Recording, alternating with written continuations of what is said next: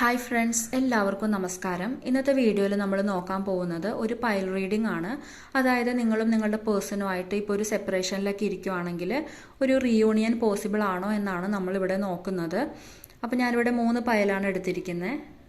First pile, second pile, third pile.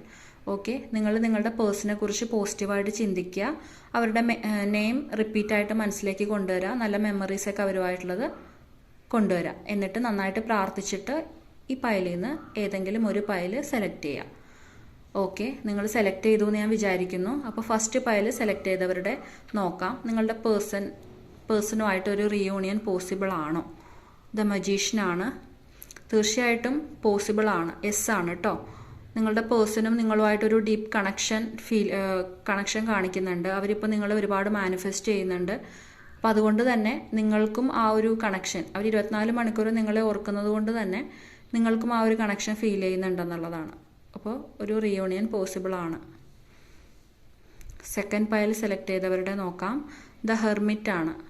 നിങ്ങളുടെ person ഇപ്പോൾ ഒരു ഹീലിംഗ് പീരീഡിലൂടെ പോയിക്കൊണ്ടിരിക്കുകയാണ്. അപ്പോൾ അവർക്ക് ടൈം വേണം എന്നുള്ളതാണ്. അപ്പോൾ അവരുടെ ആ ഒരു ഹീലിംഗ് പീരീഡ് എൻ്റെ ആവുന്നതനുസരിച്ച് നിങ്ങളിലേക്ക് അവർ വരും എന്നുള്ളതാണ്. ഉടനെ ഒരു റീയൂണിയൻ പോസിബിൾ അല്ല, താമസമുണ്ട് എന്നുള്ളതാണ്. തേർഡ് പൈൽ സെലക്ട് ചെയ്തവരുടെ നോക്കാം. ഏസ് ഓഫ് സോർട്സ് ആണ്.